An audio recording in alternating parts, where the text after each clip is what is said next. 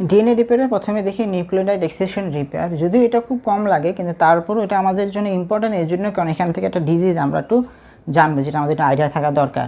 যে nucleotide accession রিপেয়ারে যেটা যথারীতি বললাম যে দুইটা নিউক্লিওটাইড বেস বা ওইটার সুগার বা ফসফেট যখন ড্যামেজ হবে আল্ট্রাভায়োলেট রেডিয়েশন দিয়ে, তখন আমাদের নিউক্লিওটাইড এক্সেশন রিপেয়ার লাগবে। আপনারা নিউক্লিওটাইড এক্সেশন রিপেয়ার নিয়ে ইউটিউবে অনেক ভিডিও পাবেন। আমরা খালি আমাদের জন্য যেটা দরকার সেটা প্রথমে করি, যে যখন কোনো নিউক্লিওটাইড এক্সেশন রিপেয়ার হবে আমার তো প্রথমে তাকে কোথায় ক্ষতি হচ্ছে সেটা আপনাকে শনাক্ত করতে হবে। সেটা শনাক্ত করার পদ্ধতি আবার দুইটা আছে, একটা হচ্ছে গ্লোবাল জিনোম রিপেয়ার প্রসেস আর একটা হচ্ছে ট্রান্সক্রিপশন কাপলড রিপেয়ার। দুইটার ক্ষেত্রে ডিফারেন্ট স্ট্র্যাটেজি, দুইভাবে আপনার হচ্ছে যে রিকগনাইজ করে। গ্লোবাল জিনোম রিপেয়ারটা আমাদের জন্য বেশি ইম্পর্টেন্ট, কারণ এই ক্ষেত্রে আমার হচ্ছে যে এক্সপিই এবং এক্সপিসি জিন যেটা বা এনজাইম সেটা কাজে দেয়, এবং এক্সপিসি এনজাইমটারই জন্য আসলে আমাদের এই নিউক্লিওটাইড এক্সেশন রিপেয়ারটা পড়া লাগতেছে, যেটা হচ্ছে যে এই যে রিকগনিশন, এই রিকগনিশনটা এক্সপিসি মানে আসছে জেরোডার্মা পিগমেন্টোসাম। এইটার যদি অভাব হয় তাহলে আমাদের জেরোডার্মা পিগমেন্টোসাম এই ডিজিজটা হতে পারে। এটার জন্য আসলে নিউক্লিওসাইড এক্সেশন রিপেয়ারটা বেশি আমাদের জানা দরকার। তাহলে এটা যখন আপনি জানবেন তখন আপনার এই টপিক্সটা মনে থাকবে, পরবর্তীতে আমরা সবগুলোতে একসাথে পড়বই। যেটা হচ্ছে এটা এইভাবে রিকগনাইজ করতেছে। আর ট্রান্সক্রিপশন কাপল রিপেয়ারে আপনার সিএস এর মাধ্যমে রিকগনাইজ করতেছে। রিকগনাইজ করার পরে আমাকে এই জিনিসটা কেটে নিয়ে আসতে হবে এবং এটাকে ঘুরায় নিয়ে আসতে হবে। সেই হচ্ছে যে লিশন ডিমার্কেশন এবং কাটার কাজ করতেছে ট্রান্সক্রিপশন ফ্যাক্টর 2H, XPA এবং RPA প্রোটিন। এটা আমাদের খালি জেনে রাখলেই হবে। যদি কখনো এমসিকিউতে এরকম আসে যে এটা কোথায় ব্যবহার হয় বা অনেকগুলো নাম দিয়ে দিবে যেটার মধ্যে কোনটা আপনার নিউক্লিওটাইড এক্সেশন রিপেয়ারে লাগে, তখন আপনাদের জানা লাগবে। এই জন্য তারপরে যেটা হইতেছে যে সেটাকে তখন পর্যন্ত আপনাকে এটা কাটতেছে, যে দেখেন কেটে আলাদা করে নিচ্ছে এবং এখানে পেঁচানো ছিল এটাকে আরও সোজা করে দিচ্ছে ট্রান্সক্রিপশন ফ্যাক্টর 2 হেলিকেজ এবং XPF ERCC1। জাস্ট এটা খালি আপনাদের কানের মধ্যে একবার থবড়া থাকলেই হলো। পরবর্তীতে আপনার হচ্ছে যেটাতে তুলে দিলাম, নতুন করে এখানে ডিএনএ সিনথেসিস করতে আমাকে সাহায্য করতেছে পলিরাইবোসোম, এটাকে বলে ডেল্টা ই বা RFCPCNA। নিউক্লিওটাইড এক্সেশন রিপেয়ারে আমাদের জাস্ট এই শব্দগুলো মাথার মধ্যে রাখতে হবে, আর মূল শব্দ হচ্ছে জেরোডার্মা পিগমেন্টোসাম, এটা মাথার মধ্যে রাখতে হবে। তারপরে হচ্ছে আপনার নন হোমোলোগাস এন্ড জয়েনিং। আমরা তো জানি যে নন হোমোলোগাস এন্ড জয়েনিংয়ে আমার কোনো অপোজিট সাইডে টেমপ্লেট হিসেবে কোনো ডিএনএ স্ট্র্যান্ড থাকবে না। এটা আমাদের জন্য সবচেয়ে বেশি গুরুত্বপূর্ণ, কারণ এই ক্ষেত্রে ডিজিজ হলে এইটা অন্য যে কোনোর চেয়ে এটা বেশি এফেক্ট ফলে। তো দেখেন তো যখন নন হোমোলোগাস ডাবল স্ট্র্যান্ড ব্রেক হলো, নন হোমোলোগাস এনজয়েনিংয়ের ক্ষেত্রে সেই সিগন্যালটা যে আমার ওখানে ক্ষতি হয়েছে সেই সিগন্যালটা পাঠাবে ATM এবং MRE11 RAD50 NBS1 জিন।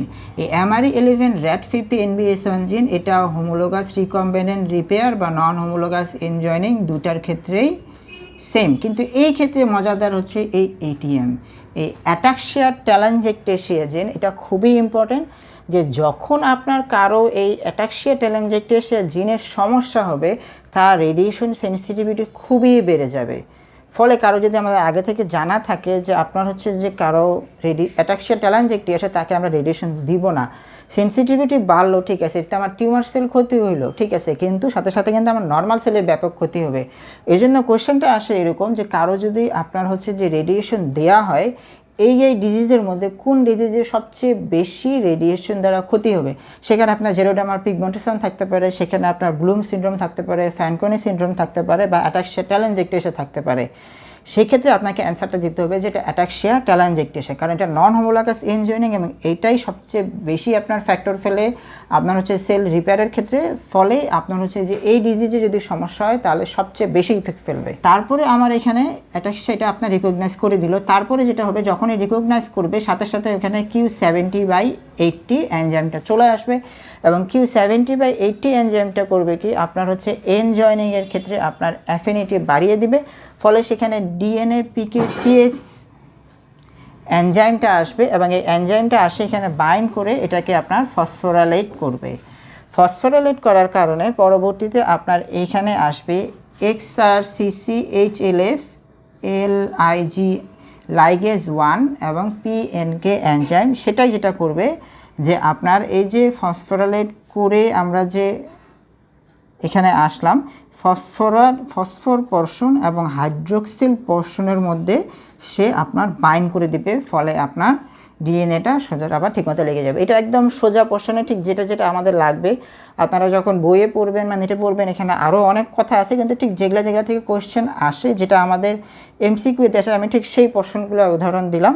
যে নন হোমোলগাস পোর্শনটাকে আমরা যদি সোজাভাবে এইভাবে বলি তাহলে আমাদের মাথার মধ্যে ইম্পর্টেন্ট 2-3টা পয়েন্ট থাকবে। এটা হচ্ছে নন হোমোলগাস এন্ড জয়েনিং। শেষটা হচ্ছে homologous recombinant repair. Homologous recombinant repair মানে এক্ষেত্রে আমরা ডিএনএটা টেমপ্লেট পাবো। এক্ষেত্রে যেটা হবে যে ওই আমরা যেটা নন হোমোলগাস এন্ড জয়েনিংয়ের ক্ষেত্রে পড়েছিলাম যে কোথাও একটা ড্যামেজ হলো, সেই ড্যামেজটাকে রিকগনাইজ করবে MRE11, RAD50 এবং NBS1।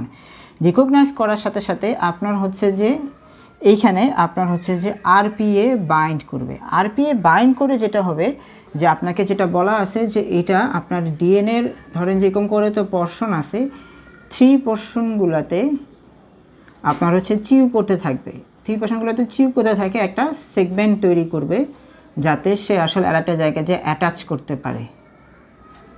ওইভাবে আপনার 3/5 পোর্শনে এটাকে কাট করে দিবে। এখানে কাট করে দিছে, এখানে কাট করে দিছে, বা ধরেন যে কোনোবার এইটাতে ধরেন যে একটু কাট করে এটা এখানে নিচেরটা কাটছে, এটা তাহলে উপরেরটা কাটছে, এরকম করে আপনার হচ্ছে কাট করতে পারে। এবং যখন আপনার হচ্ছে কাট করবে RPA এর সাথে সাথে আপনার তখন ওখানে প্রথমে যাবে BRCA কিন্তু আমরা অনেক শুনেছি যে ব্রেস্ট ক্যান্সারের, তারপর ওভারিয়ান ক্যান্সারের ক্ষেত্রে কিন্তু আপনার BRCA1টা লাগে। BRCA1 তখন হচ্ছে BRCA2কে ডাকবে। BRCA2টা আমরা হচ্ছে ব্রেস্ট ক্যান্সার, তারপরে প্রোস্টেট ক্যান্সারের ক্ষেত্রে শুনেছি। এই BRCA2 পরবর্তীতে RAD51 এবং RAD52কে আপনার হচ্ছে যে সেইখানে অ্যাট্রাক্ট করবে। মনে রাখতে হবে যে হোমোলগাস রিকম্বিনেন্ট রিপেয়ারের ক্ষেত্রে RAD51 এবং RAD52কে সবচেয়ে গুরুত্বপূর্ণ বলা হয়। নন হোমোলগাসের ক্ষেত্রে আপনার হচ্ছে Q70 বা 80কে সবচেয়ে গুরুত্বপূর্ণ বলা হচ্ছিল। আর হচ্ছে যে হোমোলগাস রিকম্বিনেন্ট রিপেয়ারের ক্ষেত্রে RAD51, RAD52কে সবচেয়ে বেশি গুরুত্বপূর্ণ বলা হয়। এইটা যেটা করবে এইটা এখানে আসে, তারপরে ধরেন যে আমার এখানে একটা ভালো স্ট্যান্ড ছিল, সেটা করবে কি যে RAD51, 52 এর কারণে যেটা আমাদের গ্যাপগুলো আছে এই ফিল ইন দ্য জাংশনের এখানে আপনার এটা ঢুকাই দিবে। আপনার হচ্ছে নর্মালটাতে এটা প্রবেশ করাবে। প্রবেশ করার কারণে আপনার হচ্ছে এখানে নর্মাল পদ্ধতিতে আমার যেভাবে হচ্ছে যে টেমপ্লেটের মাধ্যমে তৈরি হয়, সেই টেমপ্লেটের মাধ্যমে আমার হচ্ছে যে ডিএনএ তৈরি হয়ে যাবে। এবং সে হচ্ছে যে মানে যেটা প্লেটগুলো মিস ছিল সেই প্লেটগুলো তখন এখান থেকে এনকোড করে করে আপনার হচ্ছে তৈরি করবে। একটা জিনিস বলে দিই যে আপনার এই ডিএনএ আর এই ডিএনএ কিন্তু সেম ছিল, এটাও সে খুঁজে বের করবে। তারপরে ওখান থেকে আপনার যতটুকু গ্যাপ আছে সেটা সে ধরেন যেটা মেশিনারাইজ করে যেটা খুঁজে বের করবে যে কোথায় আমার হচ্ছে যে মিল খাচ্ছে, সেইখানে সেটা আস্তে আস্তে তৈরি করবে। পরবর্তীতে আপনার যেটা দাঁড়ায় যে দেখা যাবে যে এইরকম করে একটা সেগমেন্ট তৈরি হয়, পরবর্তীতে এইরকম করে একটা ম্যাচিং তৈরি হয়। যে আপনার দেখেন যে এই পাশে দেখা যাবে যে এদিকটা ঠিক আছে, কিন্তু এই দুটার মধ্যে ম্যাচ খাওয়ার জন্য এইখানে একটা প্যাচ হয় এবং এইখানে একটা প্যাচ হয়। এইটার আবার আপনাকে বিশ্লেষণ করে হ্যালিডে জাংশন নামে একটা ব্যাখ্যা আছে, সেটা যেটা ব্যাখ্যা করে সেটা আমি জাস্ট খালি ওয়ার্ডটা জানলেই হলো যে এটাকে আপনাকে হ্যালিডে জাংশন বলে। এই ওয়ার্ডের মাধ্যমে পরবর্তীতে আপনার ডিস্ট্রিবিউশন হয়ে তখন হয় এই জায়গাটায় কাট করতে পারে, না তবে এই জায়গাগুলোতে কাট করে করে এটাকে আপনার হচ্ছে যে সেটা আবার রিডিস্ট্রিবিউশন হয়ে যেতে পারে। এটা আপনারা ইউটিউবে আরও সুন্দর অনেক কঠিন আপনার হচ্ছে আরও সমুজ বায়োলজি বা বিভিন্ন ইউটিউবে ভিডিওতে আরও সুন্দর করে পাবেন। তো আমাদের এটা জানার দরকার সবচেয়ে বেশি, কারণ BRCA1, 2 আর হচ্ছে যে আপনার RAD51, 52 এই দুটা থেকে MCQ বেশি আসে। প্লাস হচ্ছে যে এনজাইমগুলোর নামগুলো মনে থাকলে RPA-দেরও একবার একটা কোয়েশ্চেন আসছিল যে সর্বপ্রথম আপনার হচ্ছে যে রিকগনাইজ করে কোনটা আর কি RPA প্রোটিন, এটা থেকে MCQ আসছিল। হোমোলোগাস রিকম্বিনেন্ট রিপেয়ার এতটুকুই। আরেকটা আমাদের যেটা আছে যে মিসম্যাচ রিপেয়ার, তারপরে ক্রসিং রিপেয়ার। আপনার হচ্ছে মিসম্যাচ রিপেয়ার, ক্রসিং রিপেয়ার আমাদের রেডিয়েশন ড্যামেজের ক্ষেত্রে অতটা বেশি লাগে না, যখন ভুল হয় তখন বেশি লাগে। লাস্ট হচ্ছে এতক্ষণ আসলে আমরা যেগুলো পড়লাম, যে জিনিসটার জন্য পড়তেছিলাম সেই জিনিসটা বোঝার জন্য পড়তেছিলাম, সেটা নিয়ে এবার আলোচনা করি। যে আমরা দেখেন যে জেরোডার্মা পিগমেন্টেশন জিন, এটা আমরা কোথায় পড়লাম? এটা আমরা পড়লাম নিউক্লিওটাইড এক্সিশন রিপেয়ারে। এই XPC জিন আপনার হচ্ছে যে নিউক্লিওটাইডের যেখানে আপনার হচ্ছে ড্যামেজ হয়েছে সেই ড্যামেজটা রিকগনিশন করতে হেল্প করে। তারপরে আসেন MLH1 MSH2, এটা হচ্ছে যে মিসম্যাচ রিপেয়ার। মিসম্যাচ রিপেয়ার আমরা বিস্তারিত পড়ি নাই। এটা আপনার হচ্ছে যে হেরিডিটারি নন পলিপোসিস কোলোরেক্টাল ক্যান্সারের ক্ষেত্রে এই MLH1 এবং MSH2 জিনটা দায়ী থাকে, এটা আমাদের জানতে হবে। আর ATM, এটাতে আমরা পড়লাম যে আপনার হচ্ছে নন হোমোলোগাস এন্ড জয়েনিংয়ের ক্ষেত্রে আপনার ডিএনএ ডাবল স্ট্যান্ড ব্রেক কোথায় হয়েছে সেটা রিকগনাইজ করতে হেল্প করে, সেটা হচ্ছে অ্যাটাক্সিয়া টেলাঞ্জিওক্টেশিয়া আপনার ডিজিজের জন্য দায়ী। আরেকটা হচ্ছে যে MRE11, এটাও দেখবেন যে আপনার হচ্ছে যে নন হোমোলোগাস এনজয়নিং বা হোমোলোগাস রিকম্বিনেন্ট রিপেয়ার দুই ক্ষেত্রেই আপনার হচ্ছে কিন্তু MRE11 তারপরে যে RAD50 এটা লাগে, সেটা আপনার হচ্ছে অ্যাটাক্সিয়া টেলাঞ্জিওক্টেশিয়া লাইক সিনড্রোম করে, এটাও আপনাদের জন্য অনেক বেশি ইম্পর্টেন্ট। আর আমরা একটা জিনিস পড়েছিলাম যে BRCA1-2, সেটা আমরা দেখলাম কোথায়, হোমোলোগাস রিকম্বিনেন্ট রিপেয়ারে, যে আপনার হচ্ছে যখন ওই যে হোমোলোগাস রিকম্বিনেন্ট রিপেয়ারে আপনার হচ্ছে RPA বাইন্ড করতেছে, বাইন্ড করার পরে ওখানে BRCA1-2 এসে তারপরে আপনার RAD51 RAD52-কে আমন্ত্রণ জানাচ্ছে। এইটা আপনার BRCA1-2 এর জন্য আপনার ব্রেস্ট ক্যান্সার, ওভারিয়ান ক্যান্সার এটা হয়। আর একটা হচ্ছে ব্লুম সিনড্রোম বা ওয়ার্নার সিনড্রোম, এটাও হোমোলোগাস রিকম্বিনেন্ট রিপেয়ারে পাওয়া যায়। এটা আপনারা বইটা আরেকটু ডিপে, এটা আমাদের অত তাও এটা জানার জন্য দরকার, যেখানে WRN বা BLM জিনে সমস্যা হয়।